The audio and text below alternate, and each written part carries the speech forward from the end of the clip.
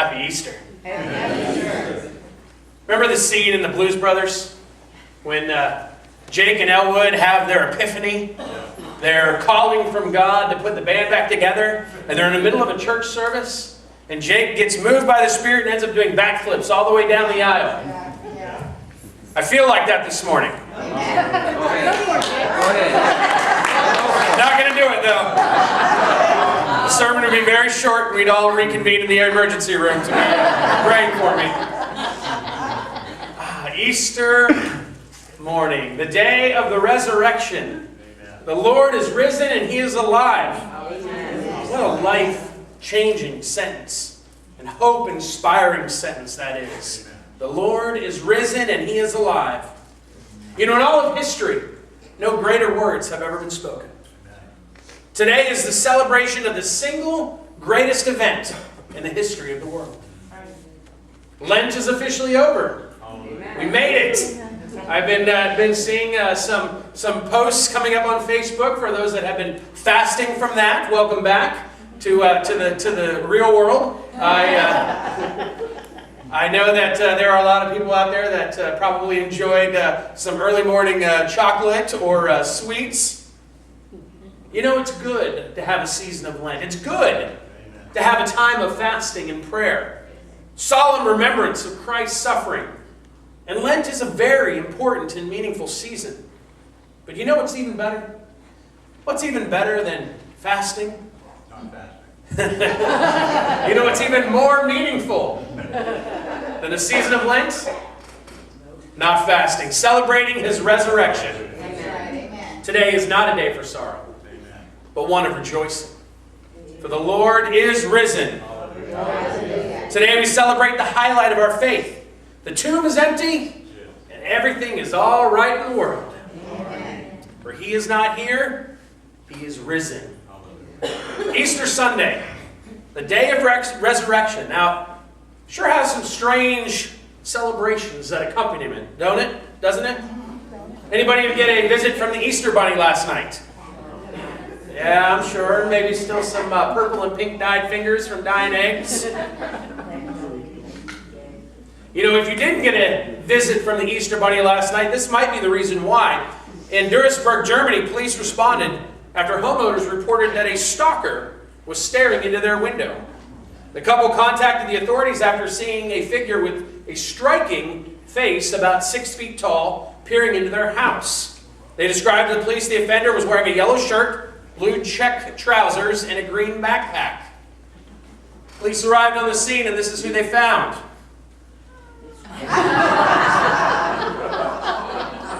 When they arrived to apprehend the stalker, they were faced with a 6-foot statue of the Easter Bunny. One officer told us, "We took him into custody, but he hasn't said much yet." The police believe the bunny was placed outside the couple's home as a practical joke and will keep the bunny detained until his owners come to collect him. I mean, I don't blame those guys. Can you imagine? Who wouldn't be afraid of that thing staring in your window? You know, when it comes to the Easter Bunny, I've always imagined him to be small and cute and fluffy, not 6 feet tall, with a big giant bunny head and green backpack.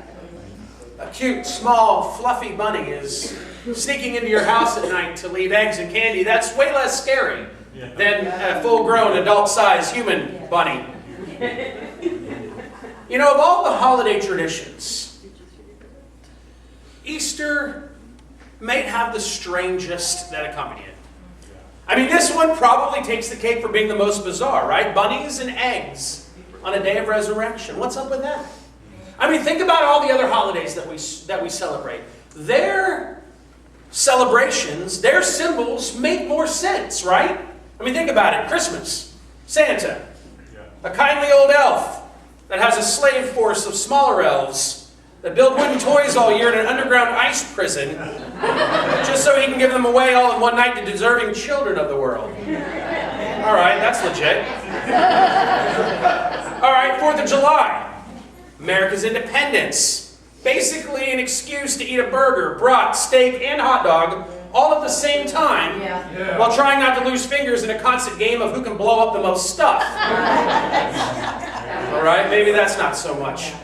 How about Valentine's Day? There's one. We give away candy because it was the day that a really old saint was nice and loved people, but it was the day that he died. Okay. All right, St. Patrick's Day. Let's all drink green beer and talk in a terrible Irish accent to celebrate a guy who wasn't Irish and did lots of good things except the one thing that he's noted for, driving all the snakes out of Ireland, which never happened. Oh yeah? March 17th? Also the day that St. Patrick died. All right, Thanksgiving. There's a holiday we can get behind. Let's be thankful for what we have by stuffing ourselves so full and then going out at midnight and buying all kinds of new stuff that we don't need on a day called Black Friday. Since when did a day of the week preceded by the color black ever have a good reason or meaning? Black Tuesday, October 29th, 1929, when panicked sellers traded 4 times the normal volume in one day, and the Dow Jones crashed. Black Tuesday is often cited as the beginning of the Great Depression. And there's also a Black Monday, and a Black Wednesday, and a Black Thursday. All of which relate to stock market downturns and economic collapse. But Black Friday is a good thing. Maybe it rightly signifies the moral collapse of Thanksgiving and what we just celebrated. But back to Easter. Back to the holiday which celebrations make sense. The Easter Bunny, peeps, jelly beans, and colored eggs. I guess in retrospect, this doesn't seem like such a strange way to celebrate a holiday, right? There are a lot of Easter Bunny cartoons and jokes floating around on the internet. Lots of cute Pinterest ideas on how to make Easter special and more memorable. Well, I want to tell you something. There's something that we know here today. Amen. And there isn't anything that we can do to make this holiday more special than it already is. That's right. You see, Jesus already did that. There is still today an empty tomb that stands as a stark reminder that our faith and our God is alive. And there isn't anything that can challenge that or change that fact. He is alive. And because of that, we can live too. Many of you perhaps are famous with Tony Campolo's classic sermon titled "It's Friday, but Sunday's Coming." It was based on a sermon that Tony once heard his pastor preach on Good Friday. The pastor began his message by quietly saying, "It's Friday, and my Jesus is hanging dead on a tree. But it's Friday, and Sunday's coming." One of the deacons yelled, "Preach, brother, preach!" And it was all the encouragement that that preacher needed. So he grew a little louder. "It's Friday, and Mary's crying her eyes out, and the disciples are scattered like sheep without a shepherd, but it's Friday, and Sunday's coming." And he keeps working that phrase over and over. It's Friday, but Sunday's coming. It's Friday, but Sunday's coming. It's Friday, but Sunday is coming, until he reaches the climax of this great message, and he shouts out, "It's Friday," to which the whole congregation stands up and with one voice shouts back, "But Sunday's coming." Amen. Well, my friends, it's a great privilege to stand before you this Sunday, this Easter Sunday of 2016, and declare to you that Sunday is here. Easter Sunday is here. Our greatest fears have proved groundless, and our greatest hopes have been realized. Death has been defeated. Hate has done its worst, and love has forever triumphed. Sunday's here, and Jesus is risen from the grave. Amen. This is such a joyous day. Today is the day that gives our faith its meaning. Christmas has the newborn baby entering the world and living a perfect and selfless life to teach us the way to follow God, the lifestyle. And that's an incredible and beautiful story, but it's still not the most powerful thing that he does. Right. Holy Week, which we started last week on Palm Sunday, it shows us the fickleness of humans and how easily we can be swayed from our beliefs. Jesus rode into Jerusalem and they shouted, "Hosanna, save us." palm branches, and as you saw last week, Home Depot aprons laid out in front of Jesus. And by the end of the week, the same people are shouting, "Crucify him. Give us Barabbas instead." The fickleness of humans. Good Friday shows us that pain is inevitable and sacrifice often hurts badly. It shows us the ultimate form of love when a man will willingly lay his life down for others. Greater love has no one than this, that he laid down his life for his friends. Amen. Good Friday shows us shame and defeat, something that each one of us will experience in this lifetime. Shame and defeat. And again, this is a beautiful and tragic image, but it's still not the most amazing thing that Jesus does. You see, there's still more. Sunday is still coming. Saturday is long and silent. 2 days gone. 2 days dead. No hope, no joy. The end of all the disciples' dreams, lying cold and dead in a sealed cave. The night is dark and cold. Fear and discouragement surround them on every side. Sleep eludes them. Finally, when they can stand it no longer, they get up before dawn and travel to the tomb, carrying spices to place in a body to finalize the burial tradition. They worry about the stone. Who will move it away for them? What will we find when we get there? Hostility from the guards, the scent of death and decay. They arrive at the tomb while it's still dark, and they see the stone rolled away, and they fear the worst. Grave robbers, perhaps. Maybe the Romans took him to further desecrate the body, maybe put it up as a warning to other rebel rousers.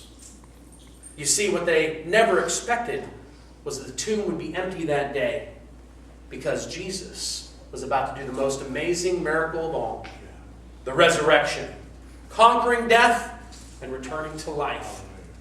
You see, this is the very act which gives Christianity its power. Amen. Many religions can boast a leader that died for their cause, but only Christians have one that returned from death to tell his story. Amen. See, this is the day of resurrection, and this is the day that gives us the power to live in this world as well as the next.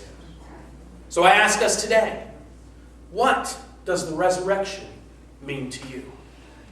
What does the resurrection mean to you? What makes this day special?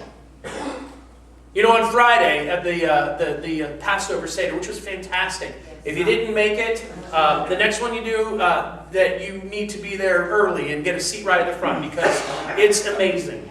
It's incredible. It's a mind-blowing experience as far as something that the Jews have done for thousands of years, and the symbolism that points to Christ and everything that we do at the communion table that was a part of that Passover Seder. But one of the parts of the Seder was you had the 4 little kids. And the little kids each were asked a question. And the questions were, why do we do this? Why do we do this year after year? And this is something that God told the Israelites to do this every year in order to remember the story. To remember the time that I brought you out of bondage, out of slavery, and into the promised land. So the kids ask, there's 4 questions. Why? What makes this day special? Normally we eat at a table. Why are we reclining? Normally we just we don't have to do all this stuff. But today we do something different. Why? Why? What is the purpose? Today I want to echo those questions of faith about the resurrection. Why does it matter? Why are we here? And what does it mean to us today? Is there more to Easter than jelly beans and colored eggs? The world will say no. Look around the world today. How often do we see Jesus' resurrection simplified in jokes or cast in humorous plot lines all across different forms of media? All the time. All the time. They belittle it. They mock it. You may remember the TV show How I Met Your Mother. In this clip, we have Barney, played by Neil Patrick Harris, explaining to Ted Marshall the proper amount of days to wait before calling a girl back after the first date. So this is him telling them, because he's the ultimate player. He says there's a certain number of days after a first date that you must wait in order to call the girl back. Barney explains.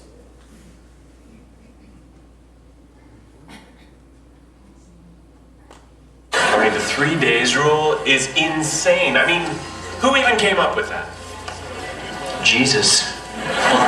Don't do this, not with Jesus. Seriously. Jesus started the whole wait 3 days thing. He waited 3 days to come back to life. It was perfect. If he'd have only waited 1 day, a lot of people wouldn't have even heard that he died. They'd be all, hey, Jesus, what up? And Jesus would probably be like, what up? I died yesterday. And then they'd be all, you look pretty alive to me, dude. And then Jesus would have to explain how he was resurrected and how it was a miracle. And then the dude would be like, okay, whatever you say, bro. Wow, ancient dialogue sounds so stilted now. And he's not gonna come back on a Saturday. Everybody's busy, doing chores, working the loom, trimming their beards. No. He waits the exact right number of days. 3. Okay, I promise. I'll wait 3 days. Just please stop talking. Plus it's Sunday, so everyone's in church already. They're all in there, oh no. Jesus is dead. Then bam, he bursts through the back door, runs up the aisle, everyone's totally psyched. And FYI, that's when he invented the high five. 3 days. We wait 3 days to call a woman because that's how long Jesus wants us to wait. True story.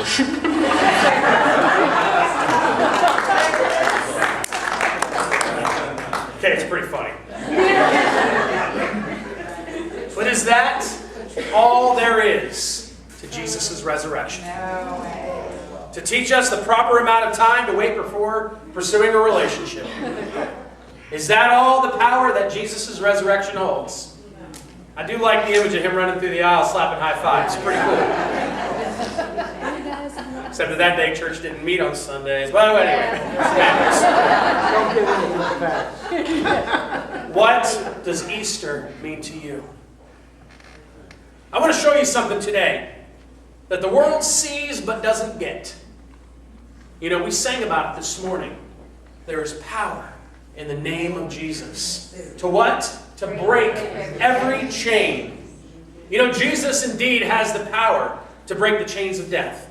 Jesus has the power to break the chains of fear and doubt. Jesus has the power to break the chains of hatred and anger. But I still say that his greatest power is the power over the chains of apathy. You know, we live in a world where people just don't care. Don't care about faith, don't care about God. Church membership is in decline all across the country. And people are more interested in other things. Why? Because God's no longer relevant. Because the resurrection is more about waiting 3 days to call a girl back than the power of life over death. Amen. So they celebrate Easter. And everyone is celebrating Easter today. How? By painting some eggs and waiting for a bunny to bring them candy.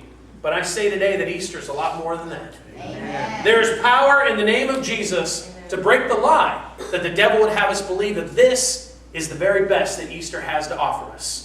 Colored eggs, jelly beans, marshmallow peeps. I want to show you something today that will blow your mind. Just when you think Easter has been watered down to nothing but candy and eggs, Jesus shows up with the power to break every chain. I want to talk about the Easter egg this morning and how it shows us the power of his resurrection. When you think about it, the tradition of hard-boiling, dying, hiding, and then rediscovering eggs in grass nests and straw baskets has got to be one of the strangest rites in human existence. But there's some symbolism, right? Spring, rebirth, chicks cracking out of a tomb-like shell. But for most of us, we think the tradition is a little silly. So why is it that it still delights us to find rainbow-colored eggs in odd places? For our children, and for us with a childlike yearning, the Easter egg is a wonderful example, is wonderful because it's so outlandish.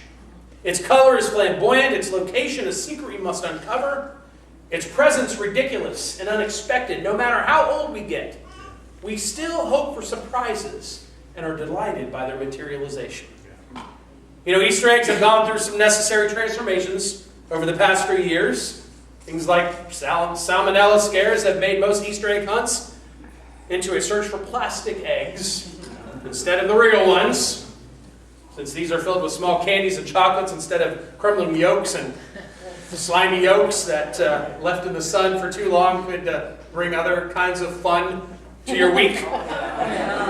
This is definitely an improvement.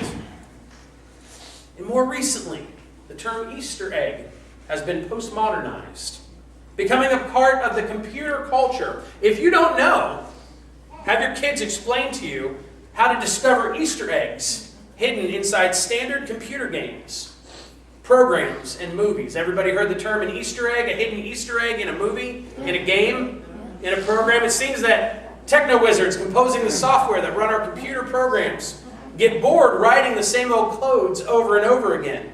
To amuse themselves and assert their individuality, computer programmers or movie directors or filmers or whatever, they insert secret codes, secret messages, secret images into a program or a movie or a game that, when correctly assessed, deliver a surprise Easter egg to the searcher. Tomb Raider 2, Lara Croft, may suddenly turn into a fireball. Why? It's an Easter egg. Programmers have hidden the program code for this game, and if you control her to take one full step forward, one back, turn around 3 times, then leap forward, suddenly she explodes into a fireball. But there's other Easter eggs out there. Has anyone ever noticed R2-D2 and C-3PO in the scene in Raiders of the Lost Ark? What about if you do a Google search and you type into Google, find Chuck Norris? How does Google respond? Google won't search for Chuck Norris because it knows you don't find Chuck Norris. He finds you. Your search, Chuck Norris, did not match any document suggestions. Run before he finds you. Try a different person. Try someone less dangerous.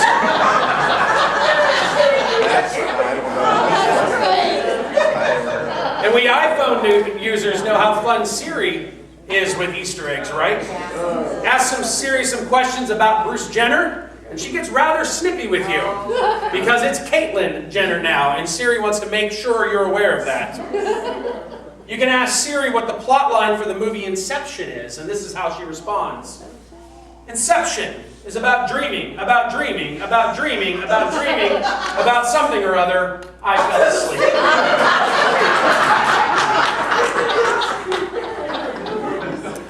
Easter eggs. Easter eggs are fun surprises hidden in real-life applications. Easy to miss, unless you know what you're looking for.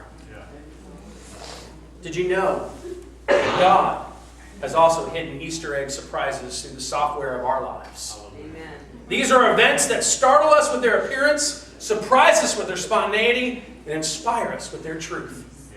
One author wrote, in the middle of the night, one night on a drive to West Virginia, we rounded a sharp turn on a pitch-black country lane, and the headlights suddenly caught and captured a beautiful Easter egg.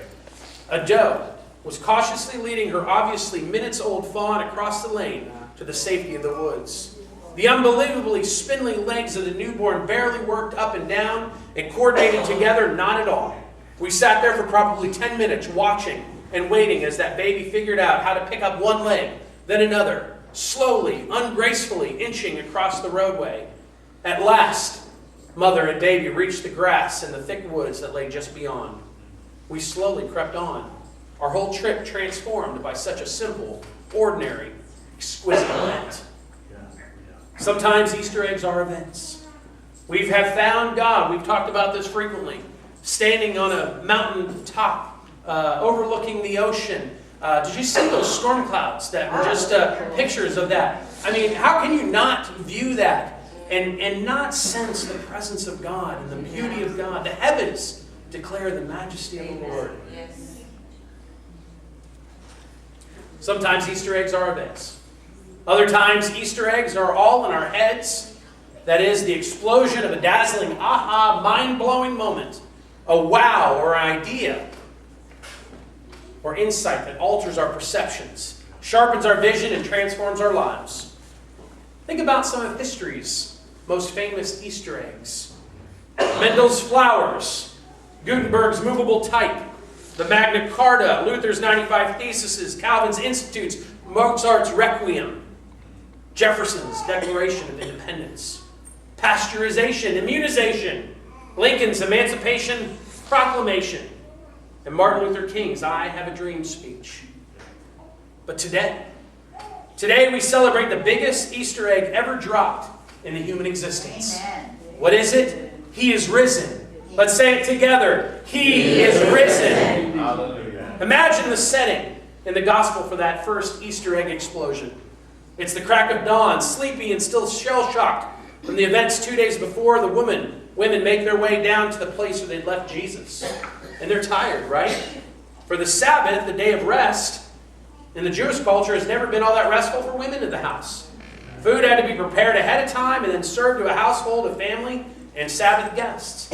Children still had to be tended, animals cared for, but the women know that they must get to the tomb as early as possible to complete the preparation of Jesus' body. If they arrive after the sun has warmed the tomb's interior, the stench from the decaying body would have been sickening. The spices the women carry were to mask the odor of death that would have been present on this, the third day. This third day starts with physical exhaustion, not to mention all the emotional upheaval and suffering that the women carry with them. They are looking forward to nothing except Jesus' cold, smelly, dead body. There's nothing more they can do for Jesus except prepare for him a burial. But that's when they find their Easter egg. It's a huge one, a stone probably set with a Roman official seal that forbade anyone from moving it upon the penalty of death. But that stone had been moved. It had in fact been rolled away from the tomb entrance, often perhaps looking like a giant granite Easter egg. Approaching closer and looking in, the women discover a divine second surprise. Jesus' body is not in the tomb. He's gone. Now 2 dazzling angelic messengers suddenly appear next to the women. Now these beings are not themselves eggs, rather the messengers, perhaps the basket, if you will, that carries God's most precious Easter egg to all of creation. To some astounded, perplexed women, they proclaim Jesus isn't among the dead. He is among the living, for he is risen. Can we say it again today? He is risen. He is risen. Can you say it again when your third day comes? He is risen. He is risen. These women, the women's third day, which had promised to be in every way a draining, dreadful, soul-sucking day, was suddenly transformed by some Easter eggs in the most miraculous day creation ever witnessed. You see, every one of us here this morning has experienced a third day in our life. Experienced moments, sometimes years, that appear to offer us nothing but grief and push your head down to the nose to the grindstone, just get through it type of mentality. These third days are life's watershed moments. Watershed times that determine the future course and current of our lives. When do you cross? When do you cross a third day type of experience? When one way of life dies and another is born. See, day 3 can be the most frightening, end of the road, quicksand under your feet time of life. But if you trust God's grace, these third days can be for you a resurrection and an Easter egg of divine surprise. Amen. Scripture is full of third day experiences, identifying them, the results of which the Jewish community and their understanding of how God moved on earth were never the same afterward. And all of these events happened on the third day. For instance, on the third day, God seals the covenant with Moses. On the third day, Esther goes to the king to beg for the safety of the Jews. On the third day, Abraham prepares to sacrifice Isaac. On the third day, Joseph released his brothers from the prison in Egypt. On the third day, after coming to the river and preparing themselves, the Israelites crossed the Jordan to enter and possess the land that their Lord God had given to them as a possession. On the third day, Jonah was spit up from the belly of the whale. Big events, surprise Easter eggs that the result of waiting 3 days, waiting and wondering. The time will come when you experience your crossover moment in time. And that is the time that changes everything for you. A threshold moment after which nothing is the same again. And what can those threshold moments be? What is it in your life and in my life? What is the event that forever changes you? Perhaps it's the day that your marriage died, or the day that your loved one died, or the day that you were fired, or the day that you filed bankruptcy, or the day that you fill in the blank. The temptation is to give up and to give in, not to wait for dawn to come on that third day. You see, third day moments always come with an Easter egg surprise from God. Will you see it? Can you wait for it? Or will you give up on Saturday when it's dark and lonely? Will you crack open some Easter eggs this week? Better yet, will you allow some Easter eggs to crack you open this week? What will God crack us open to? What will God crack open in our life? Will God crack open our despair? Can God crack open our hopelessness? Can God crack open our apathy? Can He crack open our crankiness, our mediocrity? Can He crack open our fears? God can crack open whatever is going on in your life. And you know what will flow if you let it? The hosannas will flow out of your soul. Will you trust God and turn your every third day into a resurrection? See, I have bad news for all the pessimists out there. Christ is risen. I have bad news for all the passionless out there. Christ is risen. Bestseller author Michael Moriarty gives us a handle on a response.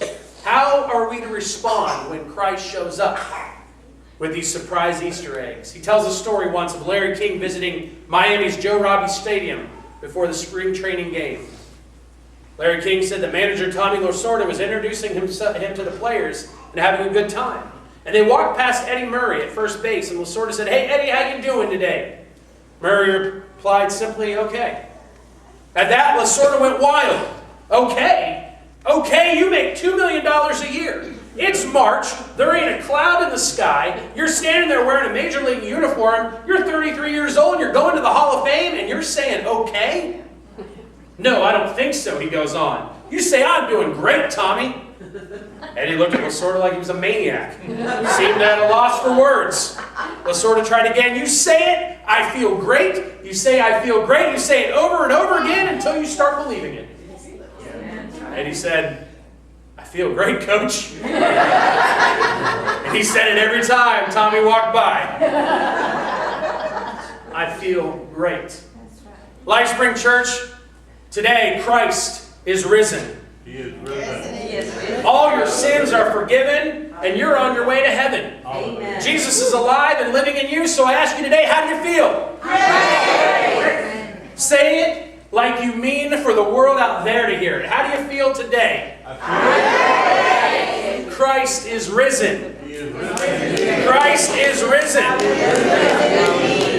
Now go outside and crack open some Easter eggs. Better yet, let those Easter eggs crack you open this week. Amen.